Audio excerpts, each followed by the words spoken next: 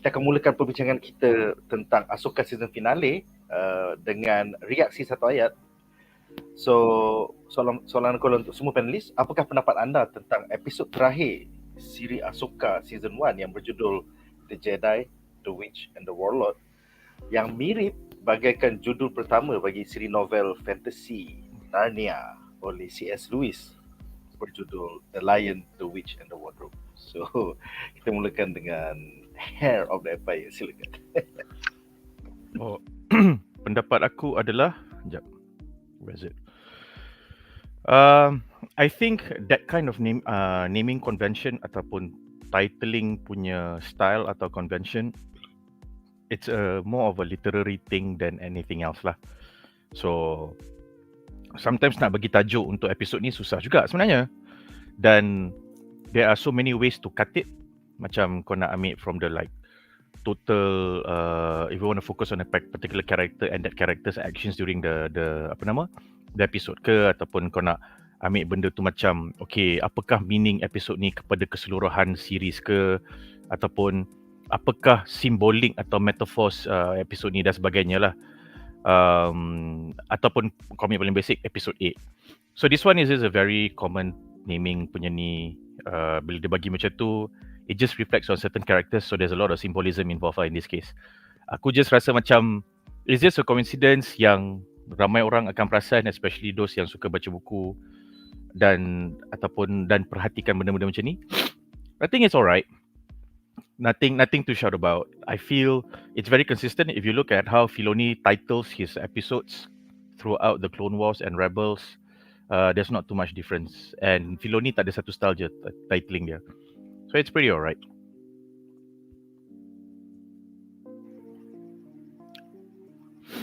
My thoughts are reaksi satu ayat, I liked it, but should have been longer. Because like we suggested last week, we hoped that it would be at least 1 hour plus. Tapi, well, because another 40 episodes. But for what it tries to do with that length, I'm at least satisfied. I still enjoyed this episode very much. I just wish it was longer because there were things that were kind of rushed and kind of flat. But overall, I think it managed to stick the landing at least. So, another happy landing. Oh, lupa nak bagi reaksi satu ayat aku. Reaksi satu ayat aku adalah completely whelmed. I was not going to be underwhelmed by any stretch of the imagination. And from the pacing alone, it was not particularly overwhelming with a lot of emotional moments ke apa benda ke atau revelations.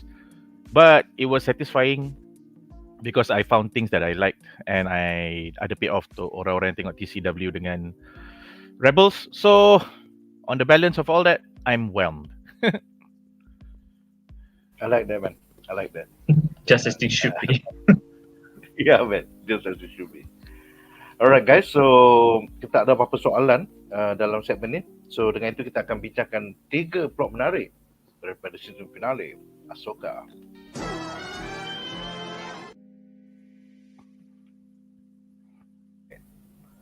Jadi segmen pertama kita adalah tentang The Jedi, di mana kita nampak ada Reunited. Dalam segmen ni aku ada 3 soalan. Soalan pertama adalah untuk Darren. Apakah pendapat anda tentang Ezra Bridger membina lightsaber baru on Huyang ship menggunakan the same spare part and design as his master, Kanan Jarrus? Silakan. First of all, I'm sad we didn't get a Force Ghost from Kanan. But I think the way they handled his legacy in this one scene alone, it's pretty much enough already. I really like the conversation between Huyang and Ezra, between one from the old generation and then the other from the new, just talking about how things work and how to build a lightsaber and all that. I thought it was a fun conversation between them. But yeah, I mean, just watching Ezra build his lightsaber and then suddenly you have this one emitter, the part that makes Kanan's lightsaber stand out. I at least my heart skipped when I saw that. It was a nice way to honor Kanan's legacy for Ezra. But at the same time, I'm kind of wondering, we've seen Ezra go full Force Jesus and use only the Force dekat last episode. Then suddenly he gets a lightsaber. I'm like, okay, I guess he needs it. I mean, on top of he was using the Force in the last episode, and then tiba-tiba dia guna blaster. I'm like, okay, you do you, Ezra. But yeah, I mean, I also like how Huyang cakap. I can't remember how it went, but when he was talking to Ezra about the relationship between the master and apprentice, and then suddenly the camera switched to Sabine. Macam, it's like one good way to put Sabine in a situation where she now knows how much Ahsoka would mean to her.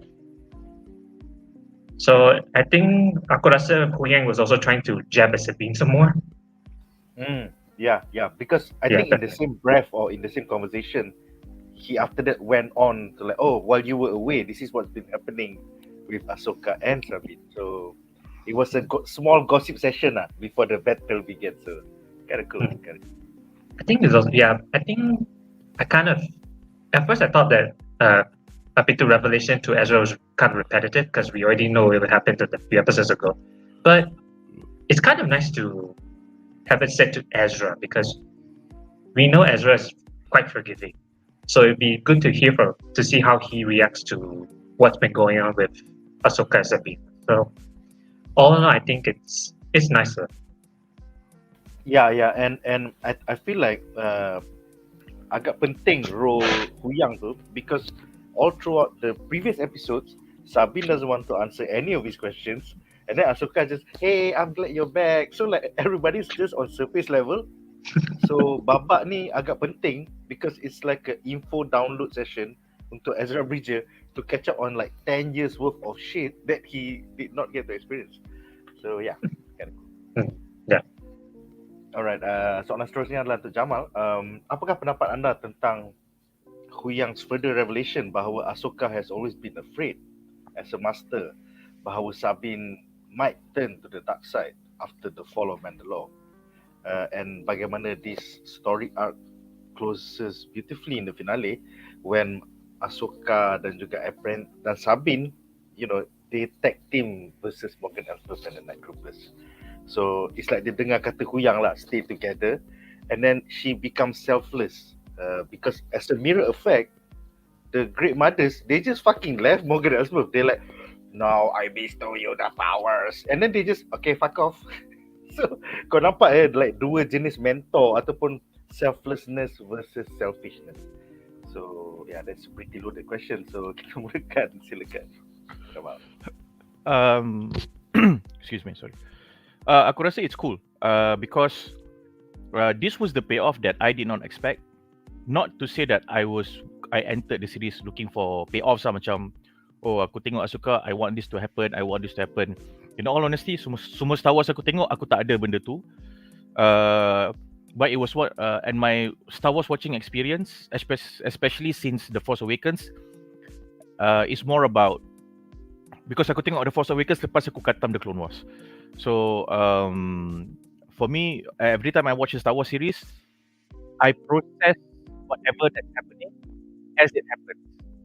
So aku kurang suka, bukan kurang suka, it's just not my style to sort of like, filmmaker, showrunner, let's see what you're gonna do next. Are you gonna be able to impress me?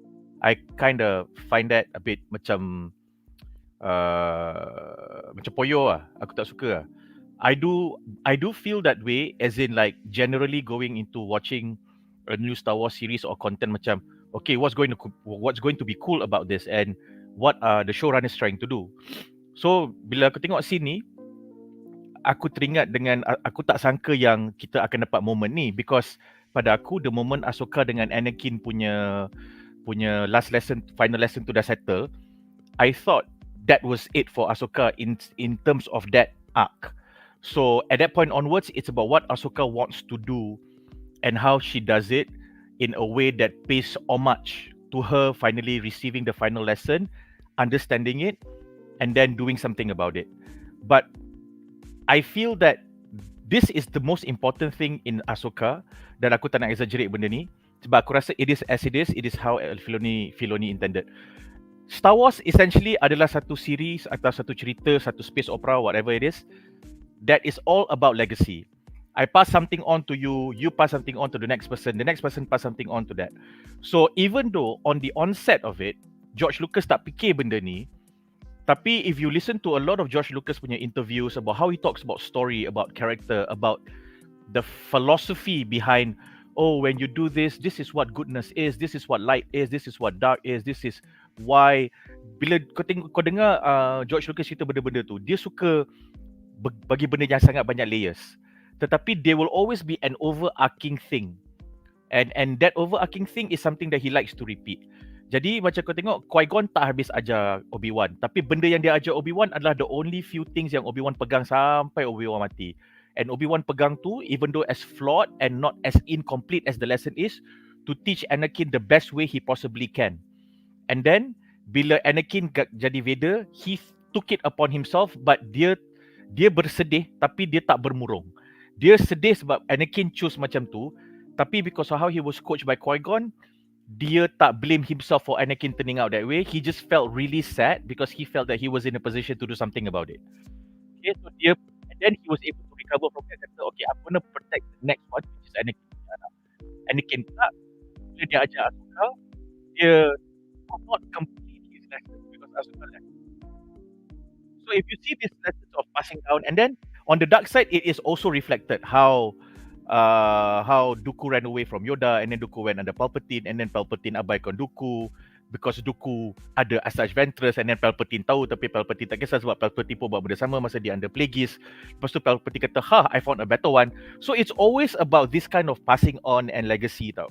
So going back to Ahsoka, when I thought when the part where dia dah dapat final lesson daripada Anakin tu dah complete, and then we finally saw the vision that siapa nama ni Filoni had for the character when he created her around halfway through the Clone Wars, complete. Benda tu dah habis dah. And we thought, wow, this is beautiful. Now give us all the fights and versus Thrawn and all that. But he had something up his sleeve, which was like his master before him, she will also go through this path. So her master, walaupun dia support Ahsoka, dia tak support Ahsoka terang-terang depan Senate, depan the Jedi Council. Benda tu yang buat Ahsoka merajuk. So Ahsoka pula kali ni, dia macam, okay lah, kau buat silap macam mana pun, in a manner of speaking, you are a reflection of me, because kalau aku adalah seorang master atau teacher yang incomplete, student aku pun incomplete juga. Tapi kalau aku terima, aku ni seorang master yang incomplete, dan aku redha dengan benda tu, then I shouldn't have any complaints about you, and I can just accept you as who you are, and then after that, it's just a matter of making you accept me. So this was what happened between her and Sabine, which was for me a very pleasant surprise, because kita tak ada momen-momen macam dalam Andor atau like any other showrunner where Ahsoka dengan Sabine akan gaduh, akan ada this dialogue about this, about that, lepas tu gaduh, and then diorang berpecah, and then ada inciting incident, and then Sabine teringat Ahsoka mention something, and then she comes back. No, because that's not Ahsoka's character and that's not Sabine's character. So what you get is a moment where Sabine kena cucuk-cucuk dengan Huyang, for example. Sabine nampak how Ezra talks about Kanan, and she was there. And then Sabine tengok how Ahsoka, the moment she landed into Peridia, dia tak petik sekali pun about how Sabine brought siapa nama ni Morgan over tau. And until episode 7, aku macam, apa pasal tak ada orang petik benda ni? Kenapa tak ada orang complain, Sabine, you should not have done that, you shouldn't have done that. And then last aku macam, maybe this is the reason why. Because Ahsoka, the moment she had that chat with Huyang, she felt that, okay, there's no point attacking Sabine, because maybe to Sabine that was the only choice that she saw. But that choice was made out of a lot of faith, even though she was misguided. So kalau dia tak trust dia punya Padawan, macam mana Padawan dia nak trust dia? So basically dia dah overcome Anakin punya minor mistake atau mistake back then. So bila kita dapat scene ni, aku rasa macam, wow, this is great. Because we don't need this, but now Ahsoka becomes a very wholesome master, and it's not about not making any mistakes. It's about, you know what, if you make a mistake, we're going to go through this together. And because Sabine nampak benda tu, I think Sabine's faith came, and I think that was probably why she then was able to be more sensitive to the Force and then use it at the end. Because dia dah sedikit sebanyak melepaskan a lot of self-doubts. And I think this is key lah to the series. If there's anything that Filoni deserves a lot of applause, is for giving us this, even though I personally did not ask for it, even though I don't think a lot of people wanted to ask for it. But I think that is where the beauty is for this bit lah. Alright. So, itu membawa kepada soalan terakhir kita untuk segmen ini. Itu untuk both panelists. Apakah pendapat anda bahawa Tron was so kecut bila dia dengar yang Ahsoka adalah apprentice Anakin Skywalker, tapi dalam finale ni dia hantar 2 TIE fighter je to destroy them, sedangkan dia ada dekat 30 kot dalam dia punya kapal tu. Aku macam hantar 2 je. So kita mulakan dengan Darren, silakan your thoughts. Why only 2? Was it a delay tactic instead of a destroy tactic? Silakan. I feel like actually when he sent out only 2 TIE fighters, I even thought to myself, tapi it reminds me of how Heir to the Empire began. Because in that opening scene, if I remember correctly, when Thrawn faces against 3 New Republic ships with a fully armed squadron of X-Wings, he only sends out maybe 2 fighters or so. So he's doing this, I believe, to scout the enemy. Also probably to delay, but I feel like Thrawn is taking his time because knowing Thrawn, he wants to know how the enemies fight, how they're going to attack him. So I think those two TIE fighters memang a scouting and also diversionary tactic. Also, like you said, he only has 30 fighters, and he already said his forces are dwindling. So I think he really wants to save up all those TIE fighters for when he returns to the main galaxy. So yeah, I think it's pretty much a Tron thing to do. My answer is on that note, aku punya answer dekat, tapi is on a separate angle. Outside of Enoch, can we remember any trooper that was conscious, that was alive? Exactly. So those TIE fighters needed a certain rank of trooper to pilot, and I don't think he has any more troopers left. So because a lot of his troopers were all revived by the Night Sisters. So even if he wanted to send 10, he cannot get zombies to pilot the troopers.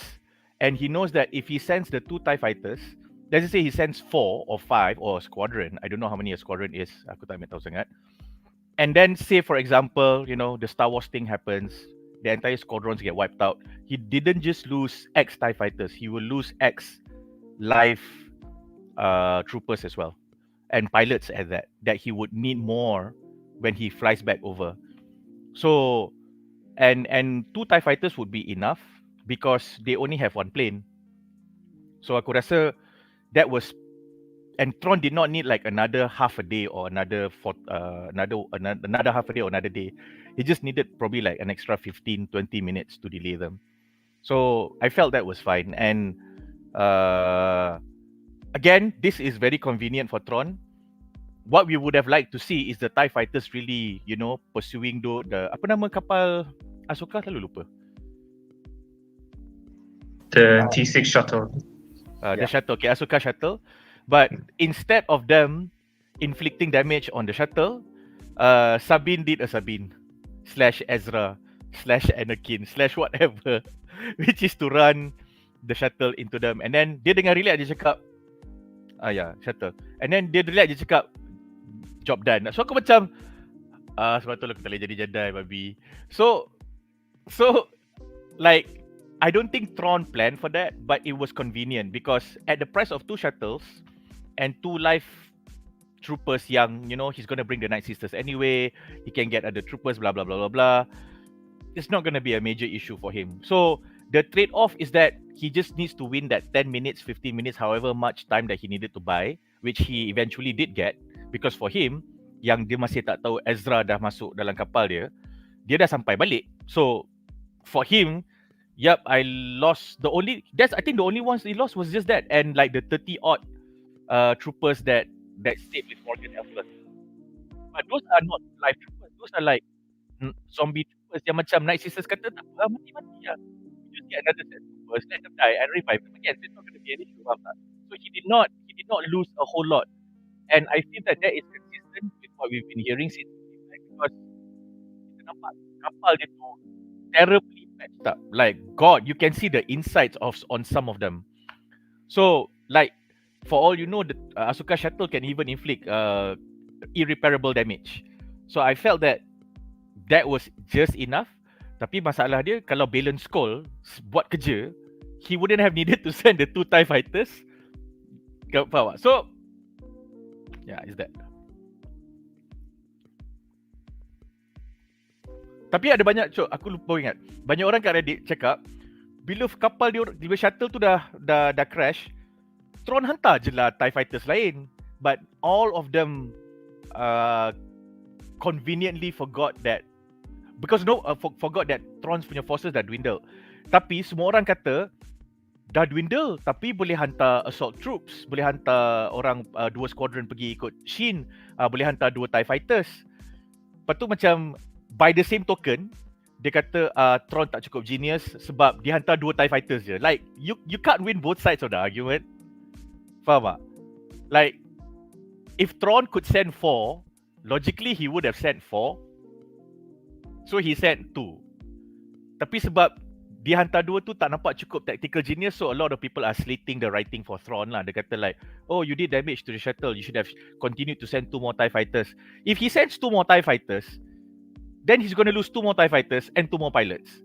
And since we don't really know how much actual resources he has left, how much pilots he has left, him sending 2 is what he had lah. So we just take it at that lah. Tu je lah. Tapi as usual, TIE fighters tak reti pilot lah. Kalau dia lawan the light side, memang confirm. X-Wing ke apa ke, confirm kalah. So no comments. Diorang ada satu shielding je kalau kau main the actual, you know, dogfight game, which is from Fantasy Flight Game. So, yeah. Sampai gila. Satu shielding je bro. That company. Seriously. Alright. Dengan itu kita akan ke 2 soalan menarik. Pertama daripada Leo Wan yang bertanya, mana Hadi? Hadi baru balik daripada corporate retreat selepas daripada hari Isnin sampai hari ni. So dia letih. So dia tak dapat join kita malam ni. Seterusnya Caleb Paul mengatakan Ezra needs a series or a movie. I guess we will get to see more of Ezra in maybe Mandalorian season 4, maybe in the Book of Boba Fett season 2 or Ahsoka season 2, and eventually it will culminate ataupun tied up nicely in the Filoniverse movie that we're going to get in either 2025 or 2026. So don't worry, kita akan tengok lagi banyak Ezra Bridger throughout 2024 to 2026 in like so many Star Wars series and eventually a Star Wars movie. Nick, Ezra dah ada series, Caleb. Nama series tu Rebels. Dia nak tengok Space Jesus bro. Space Jesus, bukan Space Baby Jesus. Dia tak nak tengok Baby Jesus. Dia nak tengok Space Jesus, okay? No lah, aku rasa Rebels is Jesus and Co. Yes. Baby Jesus and Co. Yeah, that's what he was, man. Dia bukan Baby Jesus and Co. Baby Jesus, Zeb and Co. Yeah. That's all, man. Nice one. Alright guys, so dengan itu berakhirlah segmen pertama kita. Sekarang kita akan ke plot menarik kita yang kedua.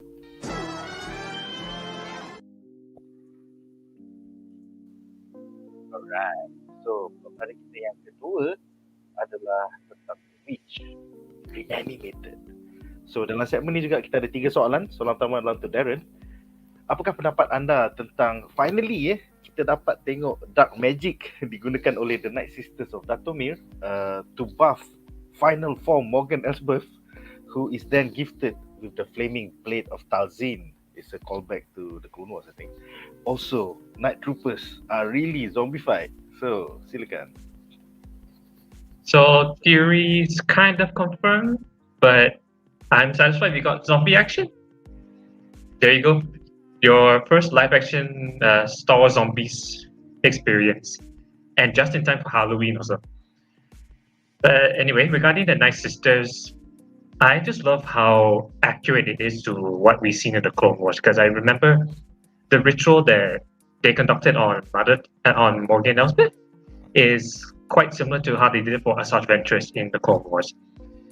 Down to, I think, the way they set the spell as well. I loved that we're getting to explore Dathomirian culture in live action, no less. Then I guess it's also nice that Morgan Elsbeth has some character development. I feared she would be like one of those one-off villains, but she got nice development. She became a full-fledged Night Sister, only to lose her a few minutes later.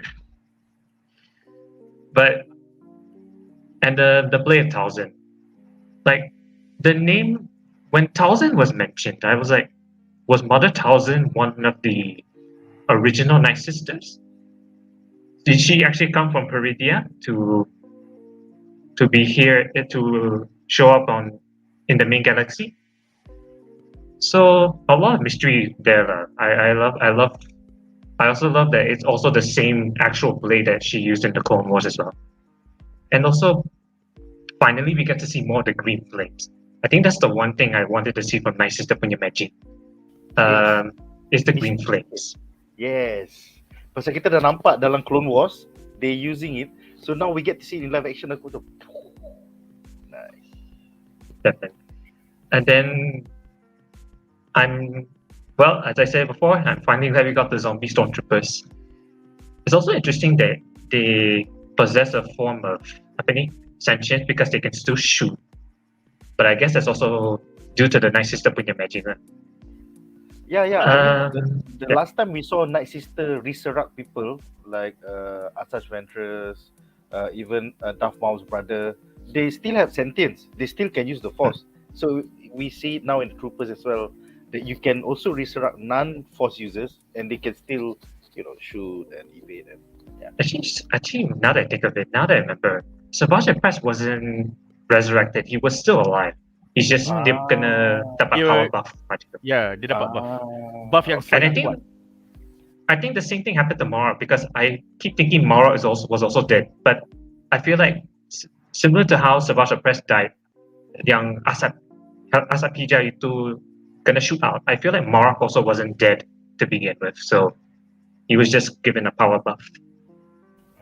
And I love how we come full circle because when zombie stormtroopers were first introduced in Star Wars, they were called Death Troopers, and the last zombie trooper we see are actual canon Death Troopers being zombified.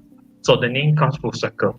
But it was definitely a very creepy. It was a very creepy thing to see in live action. So I'm very satisfied how it all ended. Plus the fact that we get it called Night Troopers because the obvious reference to the Night Sisters resurrecting them. That's pretty cool. Although I've heard online that the name of the Death Troopers are Purge Troopers, Purge. So I'm not sure. Are they Purge Troopers or Death Troopers? The last two. No, these are Death Troopers. Or Death Troopers. Yeah, these are just Death Troopers. Yeah, Purge Troopers are a completely different class of trooper. Alright, cool. Aku rasa for Morgan kan, I like the fact that dia datang sebab dia nak fulfill her own desire to come and be finally accepted as a sister in that capacity, which they granted her. So after that point, I don't think the character cares whether she dies or not. Yeah. Dia dah dapat blade of Talzin tu dah. Yeah. Next level. She fulfills her purpose of becoming a Night Sister, and then by the end, once she's ready to fight Ahsoka, she doesn't follow Tron and says for the Empire. She said for Dathomir because she's a full-fledged Night Sister. Yeah.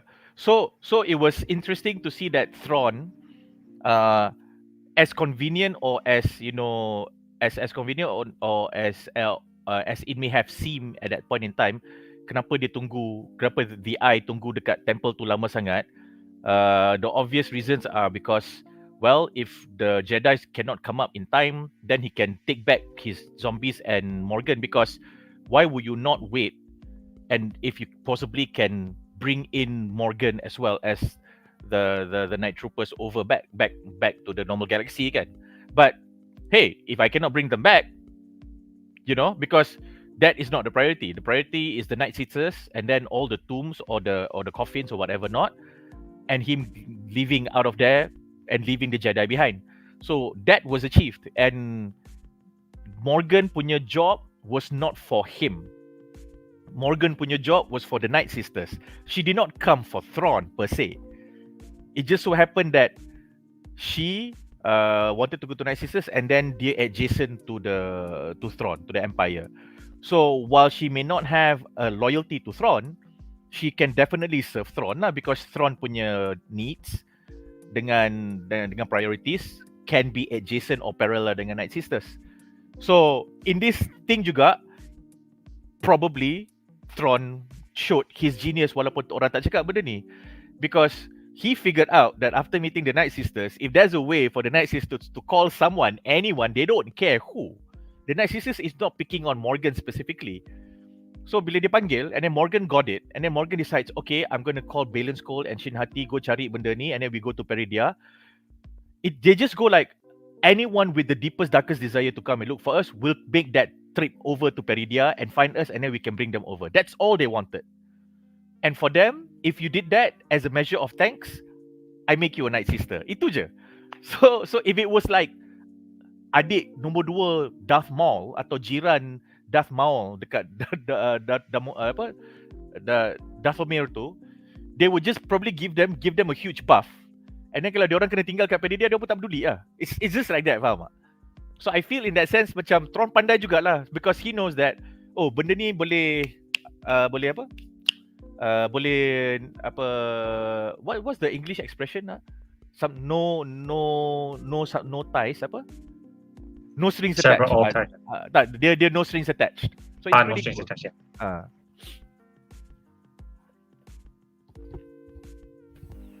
Okay, so itu membawa kepada soalan kedua, iaitu untuk Jamal. Apakah pendapat anda tentang tindakan nekat oleh Thrawn to destroy the Temple Palace tu, sacrificing 2 Death Troopers, the final 4 Mogul Esbel, and about 30 to 50 zombified Night Troopers? Macam, okay, so silakan. I went through a lot of Reddit today, and one day later, not yesterday, just to see what people had to say, because Star Wars punya Reddit ni quite notorious for people overposting the same thread, be it for or against something they like. Semalam dah ada orang post, lepas tu dah sembang 400 komen, 1000 komen, hari ni akan ada budak post lagi benda yang sama. So I just went just to see what people had to say. And at first read, I felt that they had a lot of good arguments as to Thrawn did not seem like a genius. Eventually, I arrived at my own conclusion. Filoni didn't feel like he wanted to show Thrawn as a genius. I think what I got was Thrawn was desperate. So what we saw instead was a bit of that. Particularly masa Thrawn kata, oh, Ahsoka ni siapa? Oh shit, Ahsoka punya cikgu ni Anakin . Okay, if I don't find a very subtle way, she's going to figure out my plan, then dia takut sikit. But this was not the place for you to show how genius Thrawn is. So I feel that people who are expecting Thrawn's tactical genius and strategic nous is looking at the wrong place. Not when he has 40, 50, 60 Night Troopers and like 4 or 5 TIE Fighter pilots and 1 Enoch and 3 Dark Sisters, and then he has the mission to come back all the way from Peridia. He's not going to show how he's fucking genius with that. Faham tak? Kalau kau nak petik, but Heir of the Empire buat, itu Heir of the Empire. You had to see where he came back, where he was coming from. So it's different. So bila dia buat macam tu, I felt the only thing that I felt that macam you could have done this instead was simply put booby traps in the temple and then let all the troopers dengan Morgan Elsbeth tunggu dekat the top. So the moment they tried to fire all the 3 Jedis as they were trying to enter, and then the moment they couldn't enter, what they had to do was simple. Okay, Morgan Elsbeth, okay, 30 Night Troopers, just come back inside. I'm gonna blow, I'm gonna detonate now. Like if he did that, that would have been fine. So that was the only thing that I thought, yeah, he could have done that. But aku tak tahu lah, because if you looked at it, when they were rushing up, I don't think that the transfer of those things were complete. So it was one of those, kan kalau aku detonate, I cannot finish the transfer of all these tombs or whatever the Night Sisters wanted him to transport over. So by the time that finish and dia dah nak start the docking process, dia nak lift off, they were already halfway up. So I guess nak jadi cerita. So benda tu aku rasa macam meh sikit. And then if when I saw that and then I figured, oh, he could have sent 2 extra TIE fighters, then it might have made more sense. But I think like at that point in time, kau tengok dia punya shuttle tu dah jatuh, dah crash. And then you lost 2 TIE fighters already. And they're going to take an extra 15-20 minutes to just ride over. You know what? You take your chances. So I that's how I see it lah. But I still feel that he could have just booby-trapped the temple. Like Morgan, Elsbeth and all that, they could have just stayed at the landing punya gate punya ramp tu and tengok je kat situ. And then bila betul-betul diorang naik atas, and kalau diorang nak lompat ke atas the ship, then they jump. Then they kalau dia nak force jump, then you jump down. That makes sense. So for this one, I was like, yeah, you gave us the whole 40 troopers versus 3 Jedis, and then the troopers resurrect. That was pretty cool, but I mean, you could have shown us that last episode. Oh, it could have been on top. It could have been on top, yeah. But the thing is, orang akan cakap 3 ekor Jedi, dia dah naik kat dalam loading bay. Takkanlah dia tak boleh kalahkan. Lepas tu dia seorang tu tak boleh slip through. Faham tak? Then someone's going to complain about that. Alright. Yeah, so you needed them climbing up. So and then I guess because for me, I understood why he hovered above the temple for a long time, because for me the eye did not have enough power to go up and come down again, and they do not have any other resources. Macam there's a separate shuttle for Thrawn to come back and meet them. So Thrawn needed to do it that way. He needed to do it that way. So fine, I get it. You need to set it up for that, and then which conveniently leads into the part where Ezra jump and then Sabine pushes him. But I still feel that macam kalau kau boleh preemptively put the mines at where the Purgils were exiting, can you not like leave troopers ataupun landmines along the path leading up to the temple, you know? But make it like Home Alone, man. Make it like make it like Home Alone lah. So like I didn't see anyone on Reddit saying that. Everybody was saying that, oh, he could have sent 2 more TIE fighters after the shuttle fell down, and then he doesn't have to worry about them anymore. He can take his time. Like, then, you know, susah kalau kau nipik macam tu. So I think that was the only thing that I would have done differently. Fortress alone. Yeah. Like, tapi sebenarnya benda ni bukan salah dia. Benda ni salah sebab Balen Skoll. Balen Skoll ada agenda lain. Kita yang lalai. Aku rasa patut nama dia adalah Baylord Skoll. Pasal he fucking did nothing, bro. He did nothing the whole fucking episode, man. Tak, aku rasa dia Balen troll. Sebab dia troll semua orang. Shinati kena troll, Thrawn kena troll, Morgan Elsbeth kena troll. So dia macam, I think thanks for the free ticket ride to a whole thanks for the free ticket ride. But this is a one way. You should be a return ticket. Who says I wanted to come back? I want to come here. So I think, but that kind of works into the whole story juga, because Thrawn was not expecting Morgan to bring Balen Skoll, which is surprise number 1 for him. Surprise number 2, why did you bring Sabine? Tapi Balen Skoll punya argument, she might be of use. And then Thrawn pula kata, oh, this is who you are. Then yes, you might be of use. So kalau aku nak pro the script, I will just say lah, oh, Thrawn said that because he knew that if anything were to happen, Sabine is like an extra piece that he had. And true enough, dia dah preempt Purgil tu datang, kok siapa-siapa nak datang. Dia kata dia ada Sabine, okay, maybe I can use this as an extra piece. Boom, Ahsoka literally arrived. Evaded all the landmines, arrived. They tried to intercept her, tak boleh. Okay, fine. Ahsoka being Ahsoka, because kebetulan dia pun anak didik Anakin. Then what he does, okay, fine. Sabine, aku hantar kau pergi cari Ezra. Kita orang dah tak, we are not looking for each other anymore. We fought so much. Ezra killed all my men. I'm going to leave him alone. And he cannot come to me on his own because tak boleh nak lawan because of the Night Sisters. Okay, what? So, I don't think you will find him in one day. Hey, Star Wars plot armor. He finds Sabine in half a day. So macam, tapi tak apa, aku ada Balen Skoll yang aku tak expect Morgan bawa, tapi Morgan bawa anyway. And then since Ahsoka dah sampai, Balen Skoll ada hal. But Balen Skoll pula troll. So nak tahu macam mana. And Shin Hati did not come back with the troopers. So I think given all that, Thrawn may have been a bit more desperate, and in that desperation, plus dia dah duduk kat situ, maroon for 10 years, kalau dia ada slippage sikit, lepas tu dia macam terkasih diorang naik temple, I'm willing to like overlook that lah. So, it's not cool though, but I'm willing to overlook that lah. Alright, so silakan Darren. I think also need to make a point about, I think some people were also, there was a point where when the three heroes entered the temple, you can see the look of like anger in Thrawn's face. I feel like some people might even question it. You know, Thrawn is like very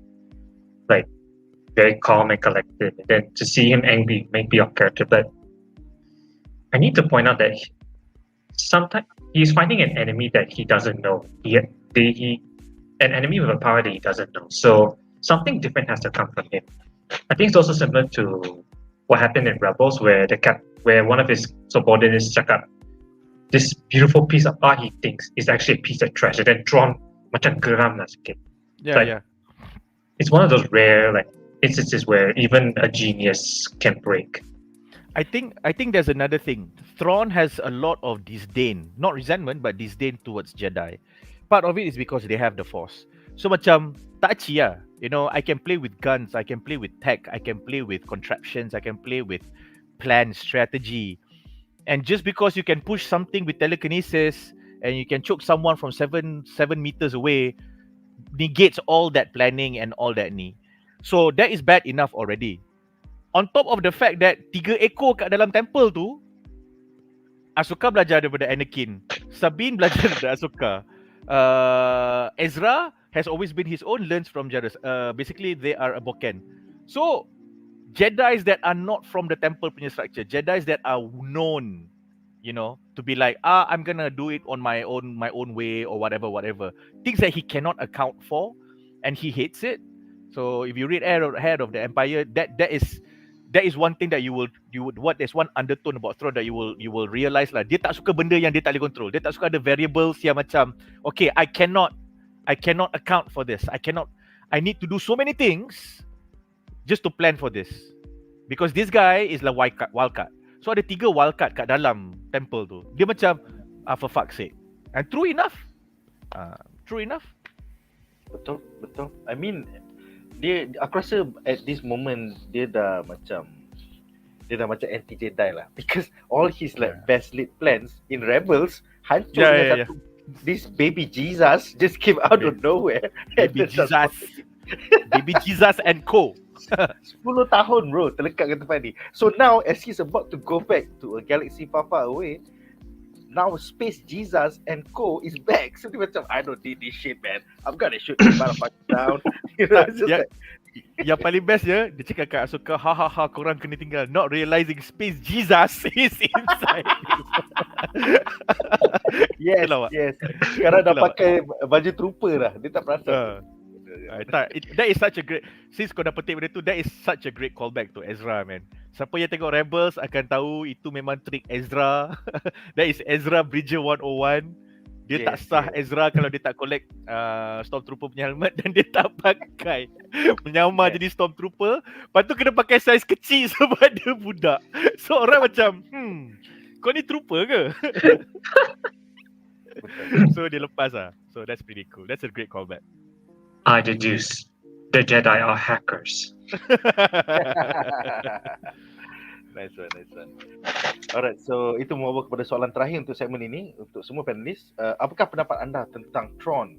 Sempat lagi tu dia nak bagi anime villain speech via the open channel intercom sebelum using hyperspace to leave Ahsoka and the rest stranded on Peridea. Gentlemen though. So kita mulakan dengan Darren, silakan.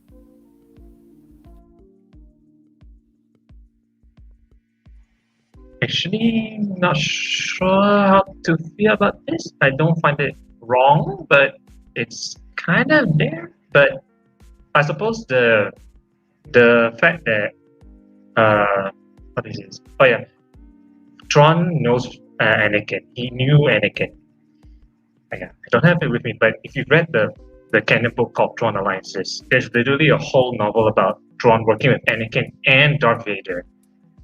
So the fact that Thrawn that Tron knows Anakin is Ahsoka's master.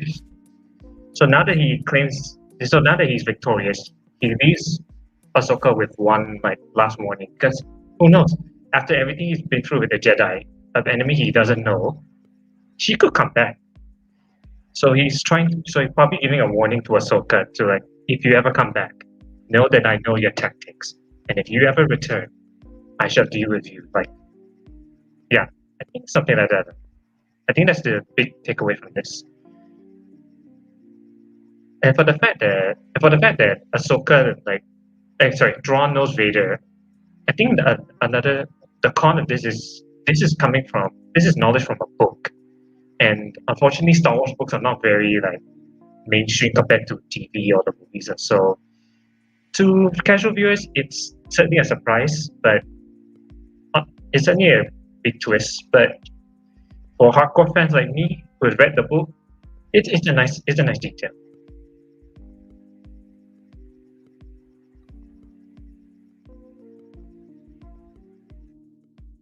Pada aku, Tron punya, I agree with Darren.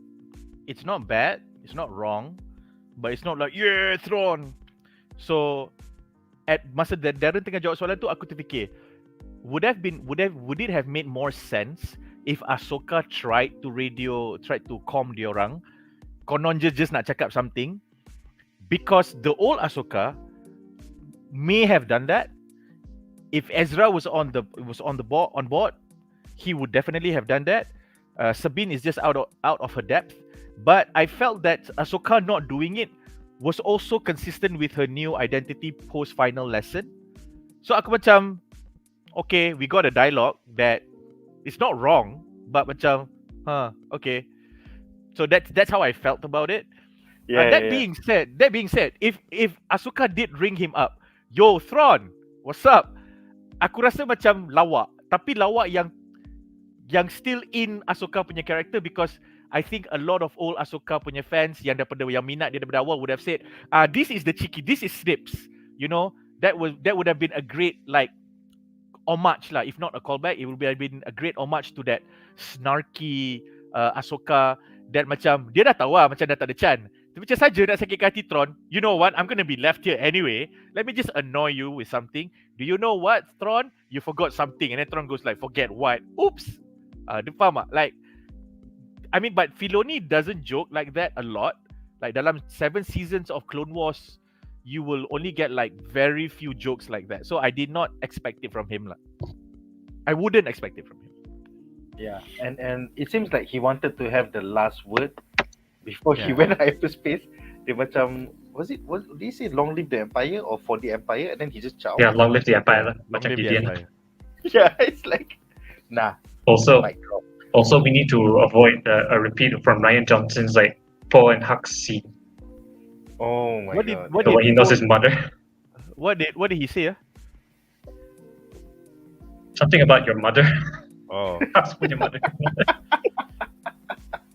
Tak, sebab That's kalau sebab Rian Johnson adalah orang yang akan fikir, tak boleh sikit-sikit nak cakap long live the Empire. Kita kena bagi dia cakap benda yang normal. Okay, Ryan. Alright. I mean, I'm not gonna lie, I kind of like that scene, but if it was done in Ahsoka, I probably would have cringed. I think Poe Dameron has the best lines in the sequel trilogy. I think the first time we were introduced to him was the one where, who speaks first? Do I speak? I'm gonna speak first. I think that was kind of cool. It's the right kind of Star Wars storyline, in my opinion. Yeah, I think the idea of Poe is perfect, because how do we bring Han Solo to that era? And I felt that was the right way to do it, because he had that attitude, and I think they got a right actor in siapa nama ni? Oscar Isaac. Oscar Isaac. Especially the eyes, muka yang gelabah, gabra, lepas tu muka cover line. So I think it works. It works. It's just that the other characters around him were not conceived. And also, you can't get any more Han Solo until Princess Leia slaps you. Yeah, man. Correct, betul. Yeah. Which is another great callback. I mean, tadi aku nampak kau ada share komen orang buat kata TFW, TFA is JJ tak pandai, dia copy je A New Hope. I have a comment on that, but I'll give it later. Yeah. Okay, so kita ada 5 soalan menarik daripada penonton di rumah. Pertama adalah daripada Muhammad Solihun yang bertanya, pedang tu pernah guna dekat mana ya? So basically pedang tu pernah digunakan oleh Mother Talzin, iaitu ibu kepada okay, kita suruh Darren explain. Silakan Darren. No. I was waiting for you to finish that. Tapi I have a picture of the blade, so I guess I can present, right?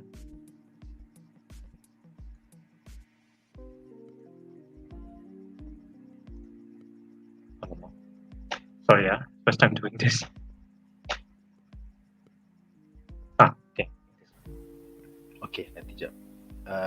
Okay, I will add to the stage. Okay, Alright. do you see this? Pedang. Ya, nampak. Yeah. So this is, I think she only used it once. This was one of the episodes from season 6, which I believe were one of the old Netflix episodes when Star Wars: The Clone Wars was cancelled. So they stuck all these lost episodes into Netflix. So in one of those episodes, we see Mother Talzin gaduh dengan Mace Windu using the blade Talzin. But I think the hilt of the sword is different. But according to Wikipedia, they're pretty much the same thing. Cool. Yeah. Nice. So aku harap terjawab persoalan kau. Pedang tu pernah guna kat mana? Pernah guna dekat Clone Wars dalam season 6 seperti dikatakan oleh Darren. Digunakan oleh Mother Talzin, iaitu seorang Night Sister juga. Dan yes, dia adalah berkaitan dengan Darth Maul, di mana dia adalah ibu kepada Darth Maul. So semoga terjawab soalan korang. Seterusnya Nasi Goreng bertanya, Morgan ni watak yang sama dalam Mandalorian season 2 kan? Yes, I think dalam Mandalorian season 2 that was the episode di mana kita nampak Ahsoka for the first time in live action, and dia lawan Morgan Elsbeth. So since Mandalorian season 2, Morgan Elsbeth ni dia dapat wahyu daripada The Night Sisters, dan she's been trying to find the way to Peridia. So it's kind of cool lah. Sekarang dalam timeline ni dah dalam timeline around Mandalorian season 3 dah habis. So nampaklah devotion dia tu daripada Mandalorian season 2 sampai sekarang dah beyond Mandalorian season 3. Dia still on her quest, and I guess she won it all in this finale. Walaupun dia mati, but I think she got everything she's been wanting since Mandalorian season 2. Alright, dan soalan terakhir daripada Muhammad Solihin adalah siapa lah yang panggil Balin sebenarnya? Penuh misteri. Yes, kita akan bincangkan ni di dalam segmen kita yang seterusnya, iaitu poin menarik kita yang ketiga.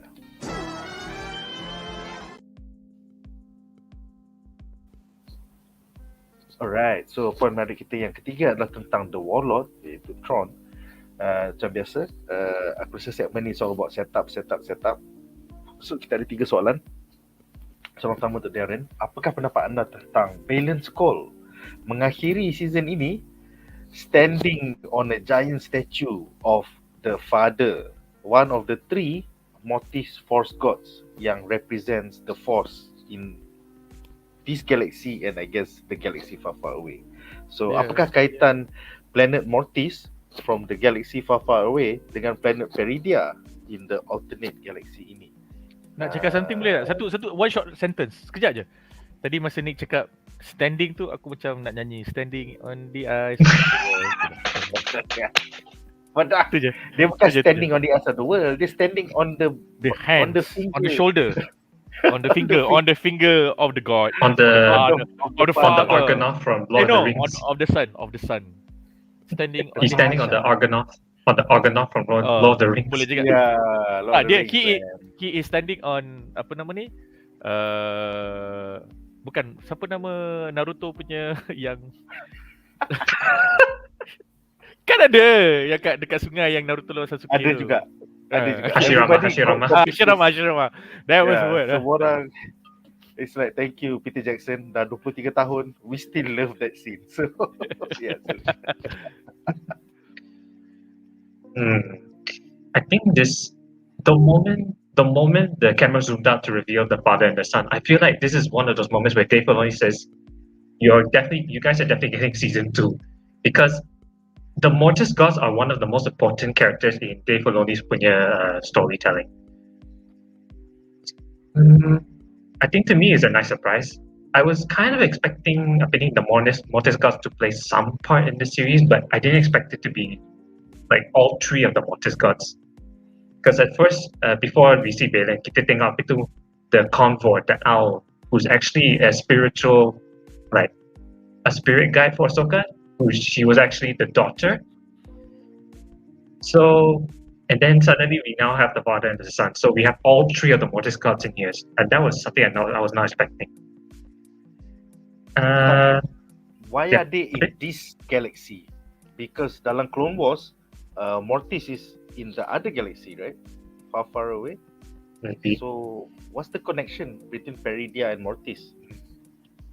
I'm actually thinking there's a small theory that's been going in my head. What if the Clone Wars, the whole time in the Clone Wars, Peridia and Mortis are the same thing? Wow. I am starting to wonder. I mean, in the Clone Wars, we see Anakin, Obi-Wan, and Ahsoka. They're going to this diamond-shaped, like, Yep. I think a ship. But we don't know if it's a ship or a planet. So maybe it's a portal to Peridia. I mean, who knows?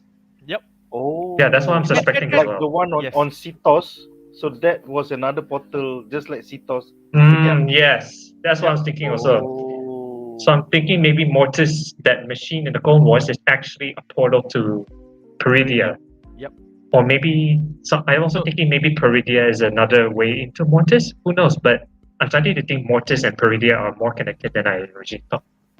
Yeah, because Belen tengah diri atas jari tu, and the jari is pointing to a mountain.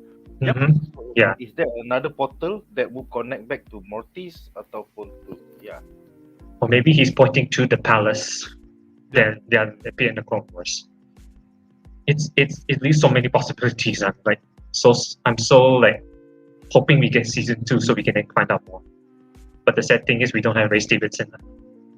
Yeah, unfortunately. And also I've seen comments about a certain character from the expanded universe that's also related to the Mortis gods. Yes. What if the Mortis god Belen is trying to find something to do with Abeloth?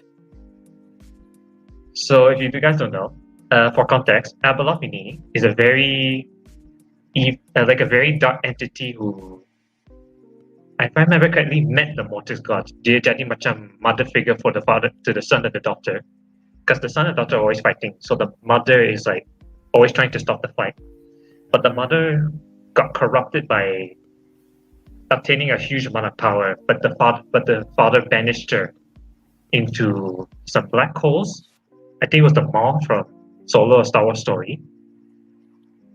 So and then she got unleashed upon the galaxy after Return of the Jedi in the expanded universe. So I'm thinking maybe this time we might actually get Abeloth into Disney punya canon. Wow. Banyak benda daripada Legends jadi canon ni. I think season 2 will be interesting indeed. So yeah, it'd be so cool if they bring Abeloth in. I didn't think it was possible, but now because of this single scene from Balen's Skull, it's possible now. Nice. Alright. Soalan seterusnya adalah untuk Jamal. Apakah pendapat anda tentang keputusan Shin Hati untuk tidak rejoin Tron, but instead stay on Peridia and join a bandit camp? That is because masa Belon nak berpecah dengan dia last episode, dia kata, oh kau memang nak power je, baiklah kau pergi join Tron tu, Daddy dah nak pergi tempat lain dah, kau pandai-pandai lah jaga diri sendiri. So aku macam, I thought she was gonna go back to Tron. So what the fuck was that all about? She joined some random bandits. What the hell? Apa pendapat kau? Silakan. I don't know, because one thing Filoni does reasonably well. When I say reasonably well, I take all things into consideration, plus a lot of hindsight. But one thing that Filoni does, how Filoni does it reasonably well is by him creating characters that are really interesting, have very strong moments.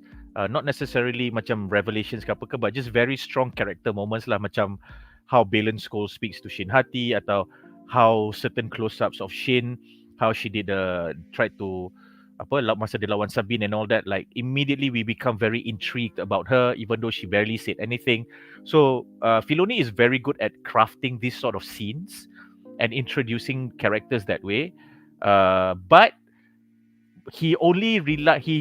sometimes he relies on that a little too much without leaving crumbs tau. Because dia bukan jenis showrunner, director, writer yang macam, okay, kalau korang rewind balik dekat minit ke-7 43 saat, aku dah cakap benda ni, lepas tu kamera ada pan kiri sikit. He is not that kind of a writer and director. So he just goes like, okay, this happened. I'm just going to make this character really interesting so that you're going to stick around for the next episodes or for the rest of the season. Similarly with Shin Hati dengan Baylan Skoll, dia buat benda tu lah. So kita kat sini, yang for those yang rasa macam tak cukup puas atau macam wanting a bit more, kita rasa macam kau tak bagi kita crumbs, kau create really intriguing characters, lepas tu Stevenson meninggal, dia standing on the edge of the world, in the edge of the world, lepas tu Shin Hati pegang sword macam hidup Melayu, and then macam what? So kita rasa macam tu lah, which is like, Dave, you better have something good for season 2 because we cannot see anything else because he did not give us crumbs. Faham tak? So this is the slight. When I say slight, I also saying that with in consideration of everything, we are slightly annoyed lah by that. Not the bad kind of annoyed, but still annoyed nonetheless. Sebab macam babi yang kau dah tease, and then kau dah build up, and we only feel this way because the characters are intriguing, and then you are not, giving us at least crumbs lah, bagi crumbs. Like a throwaway Huyang remark like, oh, Baylan Skoll and Shin Hati, I just checked, Master Ahsoka. Baylan Skoll's master used to be so and so and so, and he came from planet or sector so and so and so, where they about ni. Then kita macam, oh shit, adakah itu? Not even that, right? So this is the annoying part about Filoni. So tak ada line langsung, bro. Dalam finale ni, they had zero lines. Yeah. So in that sense, aku rasa macam I won't say let down because I wasn't expecting it in the first place, but macam Filoni being Filoni, that's it. It's like, and then at one point I was also thinking that I don't recall moments like this when I was watching Clone Wars and Rebels, but maybe because that's a different medium. So is there a difference between Filoni live action and Filoni animation, where animation, like, he doesn't need to worry about this because they can follow format TV, which is 10 minutes advertisement, 10 minutes advertisement, 10 minutes advertisement punya format. So dia kena, every episode kena ada 3 acts, and each act kena ada macam at least 5 hingga 7 scene, and you need to answer everything. So that is easier to be done. Tapi macam live action ni dia jadi lain sikit. I don't know. But that's how I feel lah. Aku rasa macam I got nothing, man. I got nothing on this. Aku macam yeah, it's great that you are stuck with the bandits. I'm pretty sure you would run into Baylan Skoll again, and when Baylan Skoll is halfway through. But again, that's just pure speculation. So what? I really cannot ni. I do not see anything in her that would allude to whether she would stay or not go to Tron. Sebab there is nothing. Nothing was shown. Apa yang kita tengok adalah she takes her instructions directly from Baylan Skoll, and dia tak segan nak persoalkan Baylan Skoll sekiranya macam orang yang bagi instruction tu macam tak betul. Tapi dia akan sentiasa dengar cakap Baylan Skoll. Kalau Baylan Skoll kata tak apa, tak payah layan je. Okay, then she'll be like, okay, fine. So she did this to Morgan, she did this to Thrawn. So, and dia tak segan nak sound balik, bukan you macam tu ke? So Thrawn macam, boleh tahan budak ni, spunk. But that's it. So I got nothing. I feel personally a bit macam, alah, this is the only thing yang aku macam, I want something. Yang Ray Stevenson, I thought the ending was great, even though I wanted something more, but I'm happy to accept it because we know he passed on after that, and there's nothing much Dave can do already. Takkan dia nak ubah editing episode 8 just to fit in and give a nice send off for Ray kan? Tak boleh. But for Shin, I was like, she must say something. Something must have happened, but we didn't get that. We just get her Rohan. I don't know. So Lord of the Rings again. Lord of the Rings again. Yeah, again. Death. Yeah, man. Alright, soalan terakhir untuk segmen ini adalah untuk semua panelis. Apakah pendapat anda tentang kita ada a few resolutions di mana Ezra Bridger kembali ke kapal Home One untuk berjumpa Hera Syndulla. Kemudian at the same time, Tron pula finally arrives at Dathomir, and finally kita nampak there are shadows in the starlight di Peridia.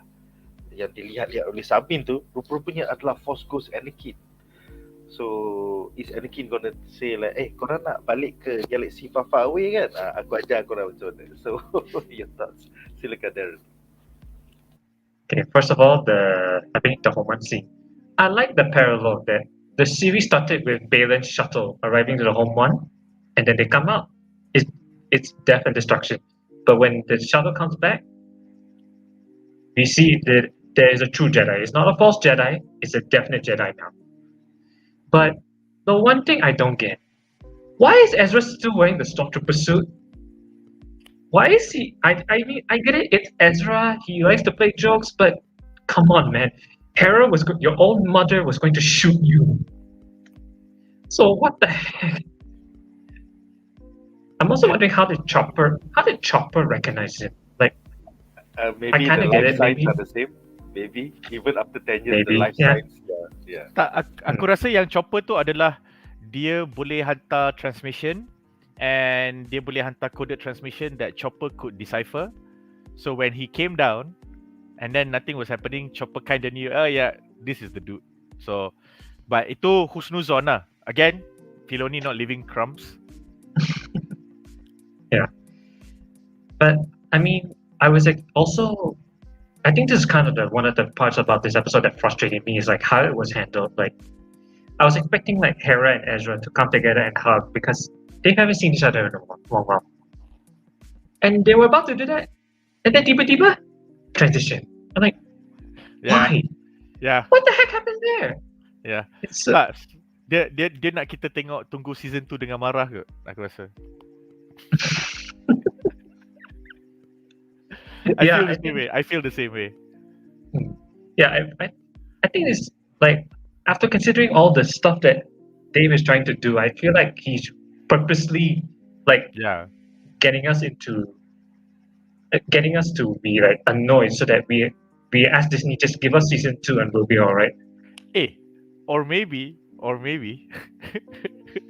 Go on. Hera macam Space Jesus is real. Space Jesus! I believe! Space Jesus! I don't know, man. Oh yeah. I was expecting a whole lot more interaction. I mean, Jason wasn't even there. I feel like if they spent like a few more minutes, we would have seen Ezra reacting to the fact that his master had a son. Yeah, he's a Yes. Yes. What the fuck, bro? Yeah. No, but I think that is you save that for apa nama? For the next season because and I'm saying this why not because it's better storytelling, none of that bullshit. Sabine sampai jumpa Ezra tak cerita benda pun. Ahsoka sampai jumpa Ezra peluk tak cerita benda pun. So kita dah ada dua. We have had two examples of reunions that were supposed to happen but did not happen. Okay? And we still want to be pissed that Hera did not Ezra, I mean like guys. Dah lah. Let it go. Bukan salah kita. Salah kita, we have to scold Filoni. Yeah, kan? Oh yeah, on top of adding on to that, I don't think we had the opportunity to discuss this, but I think the other thing that really frustrated me was how Sabine punya like revelation that she is force sensitive is handled. Like, I mean, the fact that she started the series trying to pull something, and then she finally does it. It's supposed to mean something, but I feel like that moment was kind of flat. Like, wait. Did she manage to pull it? I don't think she pulled it. She did. She pulled Yeah, the she did. lightsaber, and then she killed the lightsaber. No. That one I know. But you said earlier in the series. So earlier in the series, that was the first time. Tak ada kan? Earlier in the series, tak ada kan? It was at the round She table. tried to lah. She tried to. No, she tried tried to to. pull the cup. But nothing Yeah. happened. So I think, this goes back to what I said lah. As in, We did not need the whole Sabine and Ahsoka punya okay now we get a Padawan master punya relationship, but now we got it because Ahsoka moved on after she got the final lesson, and then Sabine accepted that because Ahsoka cakap kat dia, I forgive you, what I'm okay with you, I'll be there for you. So when Sabine dah tak risau tentang orang doubting her on top of her doubting herself, and in her desperation dia dah boleh lah buat benda tu. So it kind of build up to that, but it did not, like Darren said, feel like and I think the reason why he might not want to do that is because he still needs to navigate the whole macam mana Mandalorian ni boleh jadi force sensitive, like how the hell. So I think he needed to go through that and he didn't. So he gave us a moment so that when we come into season 2, answer this now in episode 1, answer this now in episode 1. So maybe like, you know. But I think, do you know what moment could have been perfect for Sabine's force sensitivity? The moment when she pushes Ezra, because all that talk about Ezra, I'm ready for this. Like, Ezra, you have to trust me. This would have been a moment to properly build up the doubts and like the stuff that Sabine's been going through. So if she would have pushed Ezra, like the moment we see her push Ezra, I feel like that could have been the better like revelation moment. Aku rasa drama wise it's an easy yes, but it would make no sense that we needed to see an occasion of her trusting herself and getting the reward for that. So the moment she has that, then she has faith that she can push Ezra over. Otherwise, she just tells Ezra to do that and it's blind faith because Ezra could not sense where she gets her confidence from. Then it becomes desperation. So if we don't like the fact that she pulled the lightsaber to her to kill the zombie trooper, then it needed to be a different example. Like, for example, the zombie trooper nak cekik dia atau macam taking something to hurt her, and then she just does this like a normal reaction. She wants to block it or deflect it, but in that desperation, the force came out and pushed the guy away. And then it's just a moment of her realizing it, and then her quickly trying to get hold of the lightsaber atau push Ahsoka's lightsaber to Ahsoka. Then she goes like, okay, I got it. Then when Ezra kata, I need to do this, then she says, I can do this because I never thought I could. And then so I feel that would have been better than her reaching out and like pull the lightsaber, because that is telegraphing it. Jadi aku rasa maybe Filoni fumbled there a little, as in not giving that moment the emotional weight that it deserves lah. But if you think about it, it was never really about Sabine per se, faham tak? So if he spends a lot of time setting it up for Sabine, kita akan lagi annoyed lah for the last 2 episodes. Apa kena mengena Mandalorian ni yang tiba-tiba ada force sensitive, angin tak ada, lepas tu tiba-tiba pokok dah bergoyang. So we would have felt even more unsatisfied, because kita akan rasa macam, why would you deserve this, kan? So, and then kita kena do this is the whole Sabine having faith, whatever. But that's what I mean lah. So macam, this is like, macam Nick, you said that not a lot of things happen in this season. I think a lot of things happen, but they did not feel like revelations. They did not feel momentous. They did not feel like macam, hey, you know what? You know that thing where I said, Mandalorians jarang ada force sensitive? Well, you don't see it. You only saw it in books. Now you're gonna see it in live action. Oh shit! Kita tak dapat moment macam tu. Or rather, it was not told that way. And then we feel that when it does happen, we start looking for like, tapi macam mana boleh? So we feel, it feels whelming. We want it to happen. Masalahnya is because sebenarnya Dave Filoni ni tak bagus untuk buat live action lagi. I mean, this is his first time. Before this, he did episodes of The Mandalorian ke, Book of Boba Fett ke. Now he's doing a whole season, as a showrunner, while at the same time directing 2 episodes in this season. So, adakah the failure is on Filoni, the live action guy, not Filoni, the animation guy? I think kalau kita puji-puji Filoni, for me, kena objektif juga, because if you go back to the Clone Wars and the Rebels pun, there were a lot of episodes like this. If you want to be really objective, it's just that he managed to tie in a lot of things. He managed to, like, with regards to Clone Wars, the first 6 seasons, hold the entire prequel trilogy on their shoulders, flesh out a lot of things. But he needed a lot of time to be given to him to do that lah. So in all fairness, so like in this series, I feel that would be it lah. Like, okay, Filoni, you still need that first season to get the hang of it, because if you look at the Clone Wars first season pun sama juga. It's just that he had the benefit of like, hey, Clone Wars first season, but guess what? We are starting this during the Senate, during the Empire. You have Anakin, you have everyone, you know. So he had that. So we didn't really bother about how well he did this or how well he did that, and we did not compare him to anyone. So katakanlah aku ambil macam, okay, this is Filoni's first live action directorial debut, show running a Star Wars series. You don't compare it to, say, Book of Boba Fett or Mandalorian. You compare it to like the first season of Clone Wars. That would be a better comparison, because this is his own thing yang dia pegang. And the only time he's done that is in animation, completely different medium, which also explains why he feels that, okay, this is enough. Sebab kalau you tengok Clone Wars, his runtime is about 21 to 23 minutes. So this series, the runtime is about 36 to 39 minutes on average, which is par for the course lah. Half an hour slot, 1 hour slot. So, tapi kalau if you remember the filler episodes of Filoni, during the first 2 to 3 seasons, banyak je orang macam persoalkan macam, is he the right guy? Thanks for fleshing out these stories, but we don't know where you're going with this. Only like halfway through, at seasons 3 and 4, people go like, wait a second, now it's starting to come together. So yeah, he has had training with the previous series, Boba Fett dengan Mandalorian semua, but it's not him helming it.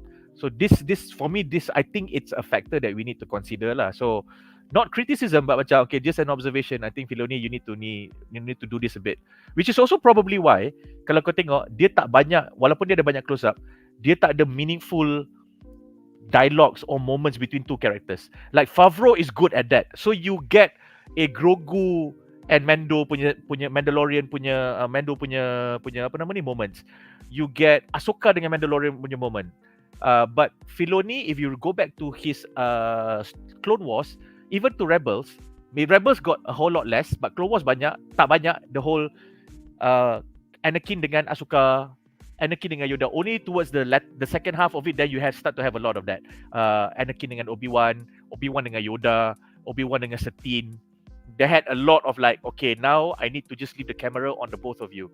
So he is writing for moments macam tu, but when it comes to live action, you need to direct the actors. Meaning you need to write a more real script. It's not about info dump per se. It's not about exposition tau.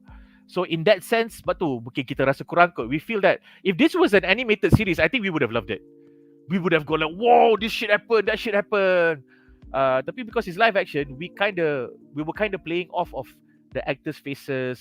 So kalau dialogue tu clean, tidy, but tak cukup, drama, then we don't feel it lah, So I think this is it lah, which is great to know, because I think for Filoni, I'm happy that he's doing it and he is getting opportunity to expand. So if he proves his worth, then we can get Kaki out and get FF in lah. But we still don't know. But I think for the most part, he's getting it right in terms of how each episode should be, what the overall story arc is. Pacing generally dia okay, cuma dia tak bagi crumbs kat kita, which is a very Filoni thing. So aku rasa macam in that sense, I'm okay, but the stakes are different lah, because it's live action. So betul. Yeah.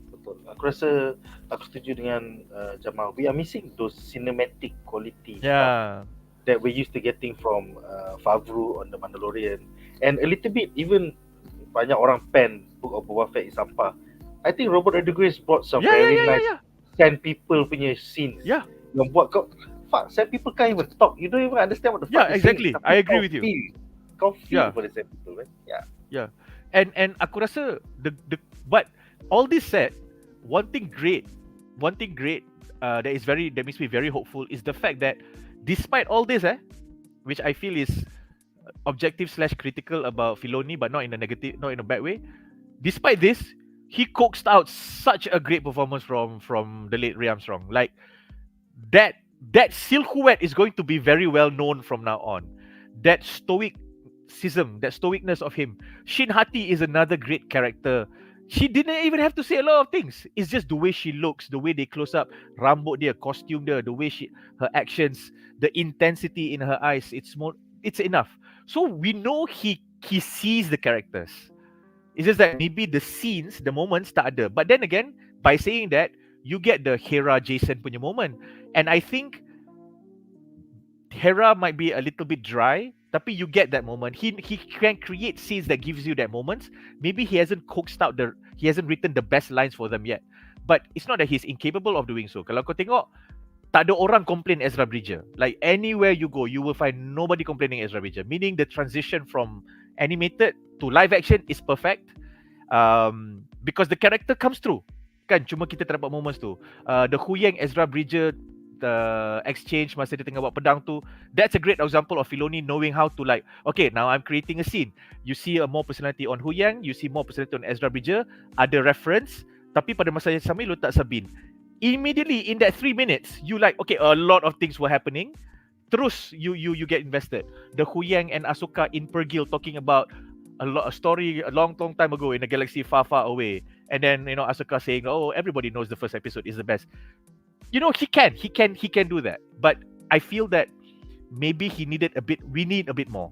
Especially macam when the stakes are higher. So maybe we could have had that where Thrawn jumpa Ahsoka depan-depan, and then Thrawn said, I wonder if you would turn out like your master did.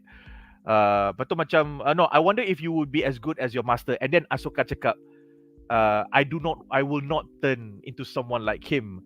What you sound as if he's turned to the dark side because Thrawn tak tahu lagi. Then it would have been like, whoa, then you get that really drama.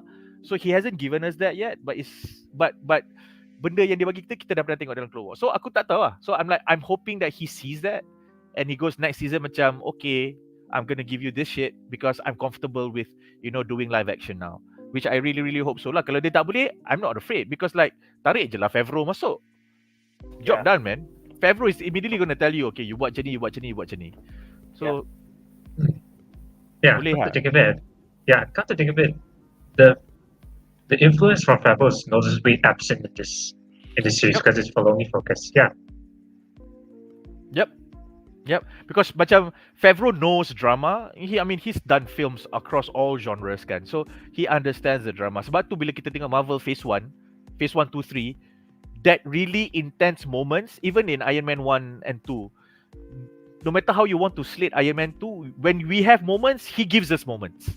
He will direct the actor to deliver the lines. He will write a scene where we need people to see this moment so that this character punya this particular quality or this particular arc will come through. So he gives you that, even if it's as lame or fan service as Tony kena campak dengan apa Black Widow dengan Natasha kat dalam The Ring. I want one. Even if it's as simple and fan service as that, but we get it. So maybe I think Favreau pun macam, Filoni, you know what, this is your first, so like just have fun. We all will tell you you're not doing anything wrong, so just have fun. Just feel your way a bit, because I'm pretty sure kalau orang akan macam, Filoni ni dia buat 7 season Clone Wars, tapi ni live action boleh ke?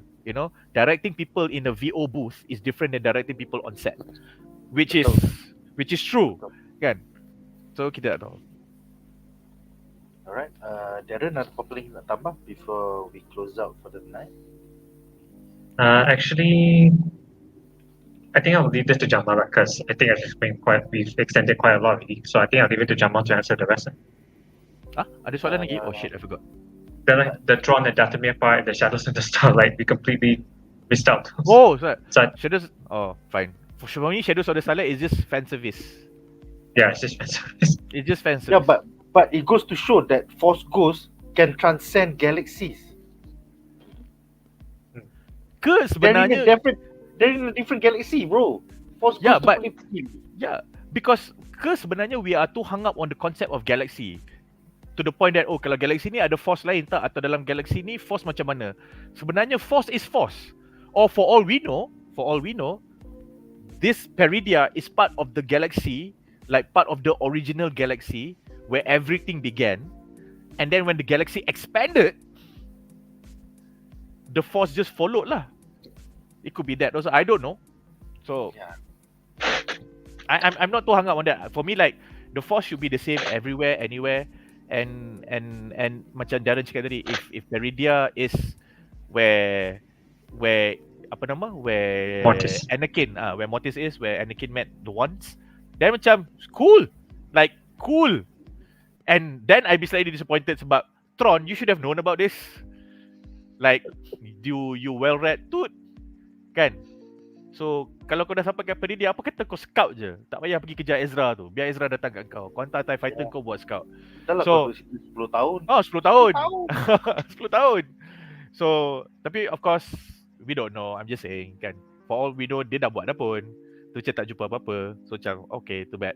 Because diorang punya navigation system perlukan map. So bila kau tak ada map, takkan kau nak hantar TIE Fighter kau terbang je. 1 jam kalau kau tak jumpa apa-apa, kau patah balik. You know, that would be a waste of resources. So that's also maybe why it didn't happen that way. Alright. But I like how Anakin smiled when he's watching Yeah. Ahsoka from afar. You know? That's still a nice one. No, the more important part is the more important thing is his attire. So dia dah complete. Dia jadi like, Jedi Master dah. Dia jadi Jedi Master dah. Like, okay, you know, dah stop commenting and wondering if Anakin is okay. Anakin is fine. Okay, which is great to say lah. How you like that, Mace Windu? He is a master now. Ya, betul. Ooh, dang. Alright. So kita ada beberapa soalan menarik untuk segmen ini. Pertama, my turn to play bertanya, adakah George Lucas endorse the idea tentang the father, the son and the daughter, 3 of the Force gods on the planet of Mortis? Aku tak ingat, Darren, was he okay with I mean- it when it came out in Clone Wars? I mean, George Lucas did the first 6 seasons of Clone Wars with Dave Filoni, so the fact that it was shown, it pretty much proves that he approved the idea. Alright, semoga terjawab soalan kau, my turn to play. Dia producer kot, takkanlah Papa Lucas tak allow kan. So Papa Lucas. He approved. yeah. He approved these 3 Force gods, but then he ended up like deleting the scenes of Darth Revan and Darth Bane's when your Force goes on that episode. Like, come on, man. yeah man. Bye. Ke itu But at least they're sebenarnya both. sorry. Ke itu sebenarnya Kathleen Kennedy kata, if you don't give me the scene, macam George Lucas macam okay. I mean, at least they're both canon anyway. So Ya. Ya, itu. Seterusnya Muhammad Solihin bertanya, yang paling kecewa makhluk purple tu tak keluar pun kat siri Ahsoka ni. yeah, Kau kena ingat Zeb ialah pilot dia tengah sedang mabuk dengan Dave Filoni but you kat could bar have had pilot. time.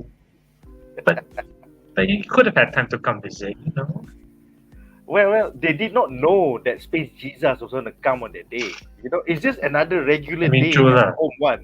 You know, it's just another regular. But you gotta have. But this is probably one of the times where like Star Wars has to be convenient to bring this character to make the moment. You know, Yeah, I'm man. willing to accept it.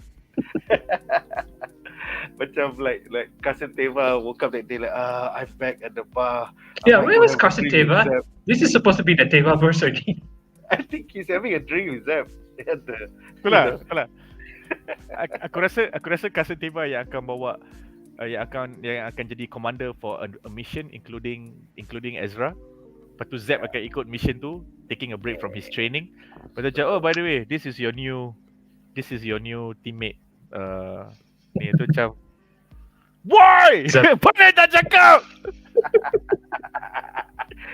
It's like, kau gishe sekarang, you look like Space Jesus, man. They You look like better- Space Jesus. They better give us opening Rangers of the New Republic right away. Tak, aku rasa kalau betul dia jumpa Zeb kan, then I just want an Ezra Zeb Chopper punya episode. Oh no! Confirm sepah tu. Confirm. Name a more chaotic trio than that. Yeah, man. So Ezra akan cakap, see, you all worked out in the end. Tu lah. Just like every other episode like that. Betul. Alright, soalan terakhir untuk segmen ini, Muaz Amir bertanya, mana yang akan datang dulu, Ahsoka Season 2 ataupun Mandalorian Season 4? So far kita tak tahu lagi, because selepas semua projek ni siap, there was a writer strike and an actor strike. So kita tak tahu mana yang tergendala ataupun dah start tulis ke tidak. Most likely Jon Favreau macam writer strike baru berakhir, so siapa-siapa yang nak tulis sekarang dah boleh mula tulis. Tapi pelakon is still striking. So Rosario Dawson's one of them. Pedro Pascal as well. Oh no. Macam tu lah.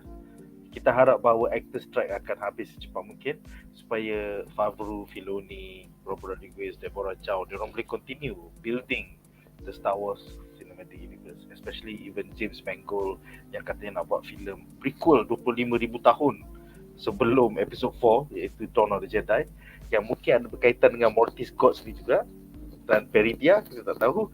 But yes, sekarang writer strike dah berakhir. Hopefully pra-produksi untuk Star Wars series dan movies boleh bermula kembali. Alright. Jadi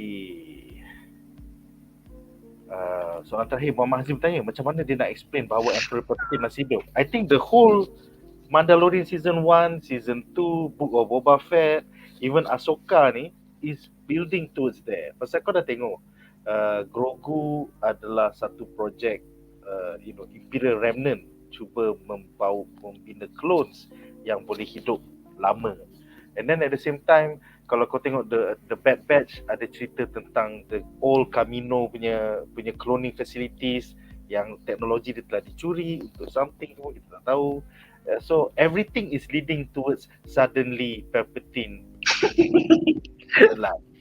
So Filoni is gonna spend like this 7 season or whatever shit to make suddenly not so suddenly.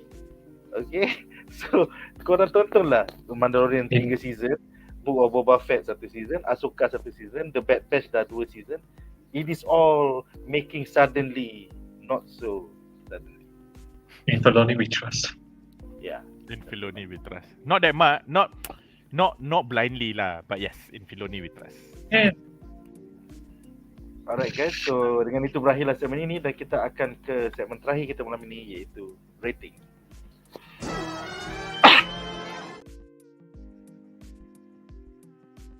Alright, so no problem. Sekarang kita akan bagi rating bagi season 1 Ahsoka ni. Aku personally, aku did not really enjoy 8 episod. I felt that kita spend 5 episod trying to get to Peridia. And then bila kita dah sampai Peridia, kita spend 3 episod tak buat apa-apa. Lepas tu penghabisan dia adalah orang yang pergi Peridia tersekat dekat Peridia, orang yang dia nak selamatkan kat Peridia balik ke galaksi far far away. So dia just macam, okay, aku buat silap mata, aku dah terbalikkan. Yeah guys, korang kena tunggu jawapan yang korang nak tahu, iaitu apakah benda yang Tron longgok banyak-banyak dalam kapal dia bawa ke Datomil, kita tak tahu apa dia. And then apa yang balance call nak dekat Peridia, kita tak tahu apa-apa. So I felt like 8 episode of kita tak tahu apa-apa. But that's just personally pendapat aku. So rating aku hanyalah 6/10. Apa pendapat kau, Darren? Silakan. Ahsoka season 1. Usually dekat these days when it comes to Star Wars, aku macam pergi low expectation lah, so that when these things happen, I get to enjoy them a lot.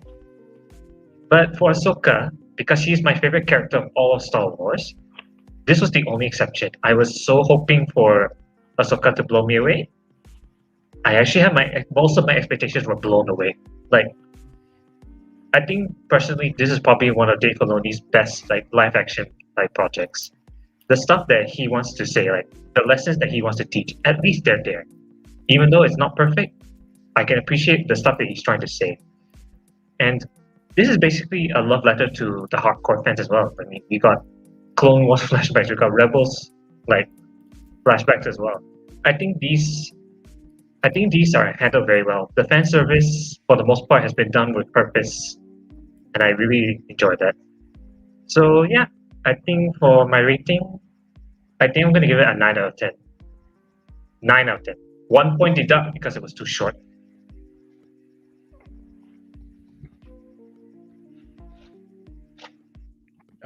For me, it is a very whelming 7 out of 10. It cannot be an 8 because it did not feel like an 8. So for a series to be 8, you would go like, wait, you know what? Kau tengok series ni, something benda ni jadi. Like typically a series that is 8 will have that, at least 1 or 2 moments like that, no matter how short or long the season is. And interestingly, you can't find a lot of wrongs. Like macam, oh my god, I can't believe he did that in Ahsoka. By the same token, kau tak boleh kata macam, oh my god, they did so many things right. So I don't feel that way. In that sense, it did not do a lot of wrong things. Aku rasa benda yang ada memang patut ada. Benda yang dia belanja, wow, this is great. It's unexpected. But in terms of like how it felt like, wow, this is ni. It's not the kind of wow that blows you away.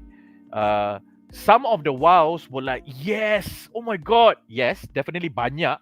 But it's not like, okay, wow, this went up a level. So I feel that an 8 out of 10 would have needed at least 1 or 2 of that. Like maybe dia belanja kita right at the death. Palen Skull tengok benda tu, vroom, Abeloth punya ni ke. You know, something like that. Then we go like, oh, for fuck's sake, shit. Then, okay, there you go. But we didn't get that. So it cannot be an 8 for me. It cannot be a 6 or a 6.5 either, because I would start any series at 5 over 10. And then if it's watchable enough or I've watched it, it should be a 6 out of 10. So 5 out of 10 is cukup sifat. You know?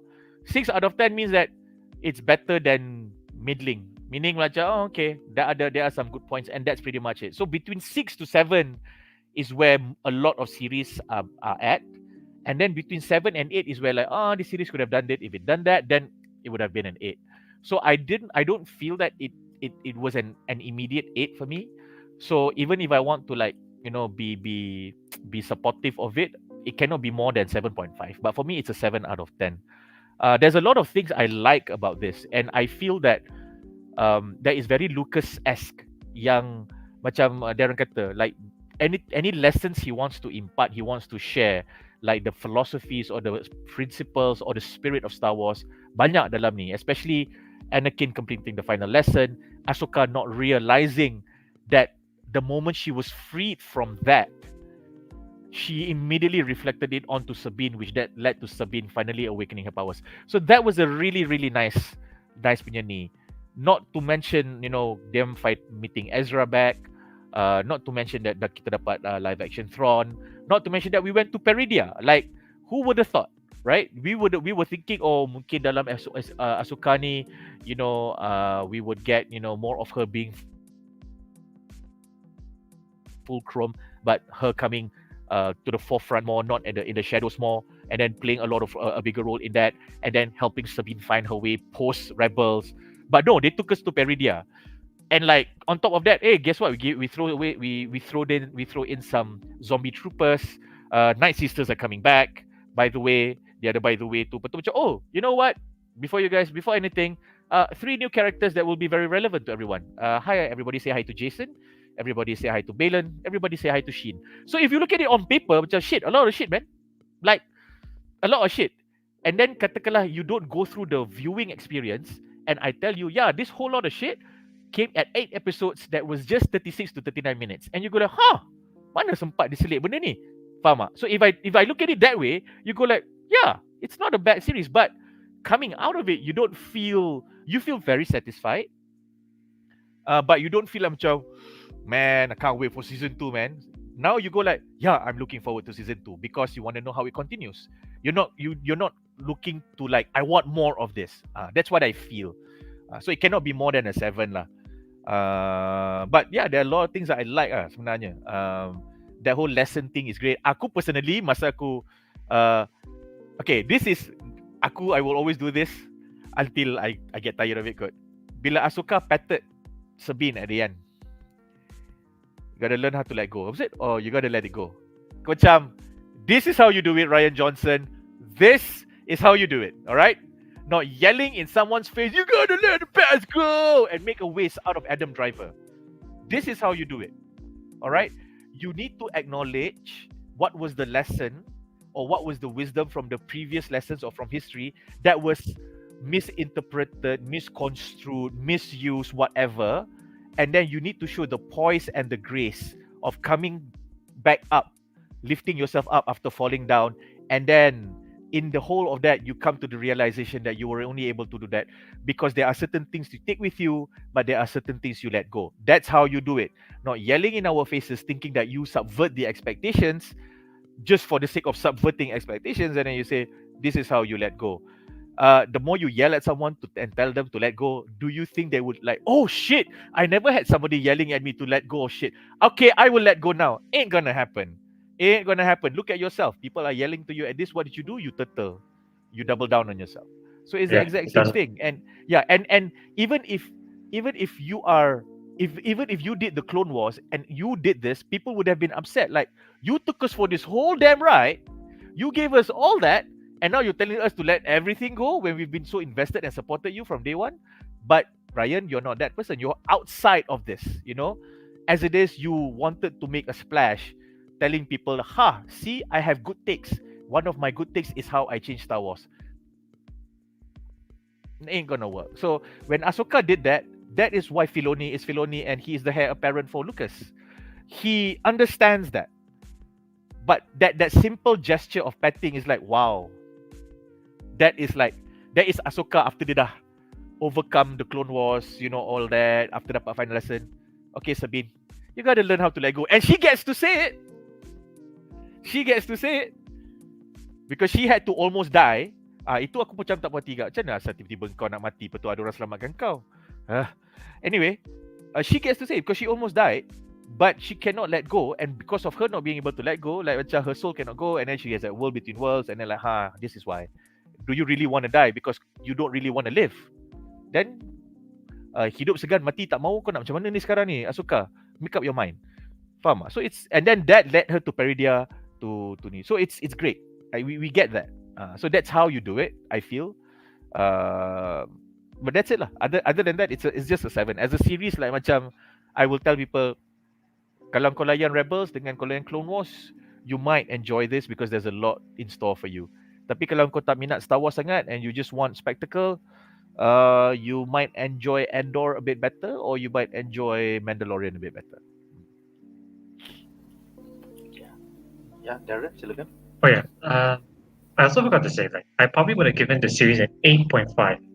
But the fact that this series, for the first time in Star Wars, it has made me think very carefully about the things they've done.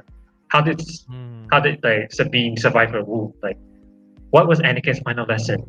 All these things, I never thought I would actually take the time and effort to actually study them. But Ahsoka alone managed to make me think this way, and I think that really deserves some extra points for the show. That's a good point. And I think going back to Filoni tadi, Nick tanya Filoni live action versus Filoni animation. I feel that we wouldn't have arrived here, or we wouldn't have been ready for Ahsoka if not for the Clone Wars, because we saw how great the prequel trilogy is when you flesh it out. So when you see Lucas's vision fleshed out, and then that is in continuity with the original trilogy, then you feel very macam, okay, this is what I want, plus all the legends that I've read and all the games that I've played. I played the game, aku macam, I have a reflection. I read the books and I have a reflection. And since then, there were not a lot of Star Wars series or content on screen that made you feel that way, which is true. I agree with, like, Boba Fett is just Boba Fett. Like, do you like Boba Fett? Yay, okay. You know, it's like the dessert that you didn't ask for, but you very much would want. Thank you very much. So is Mandalorian. Lepas tu Andor depends. Tapi macam this one, yeah, like you make people you make people think about, and you go back. So I think it's great lah in that sense. I agree with you.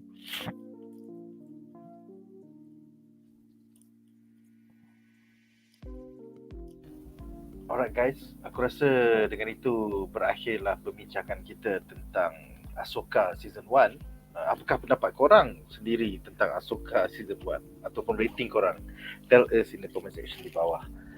Dengan itu aku rasa terima kasih kepada para panelis kita, Darren daripada Star Wars Malaysia Fan Club, and then Jamal, Raslan, kita punya Kaki K-drama kita.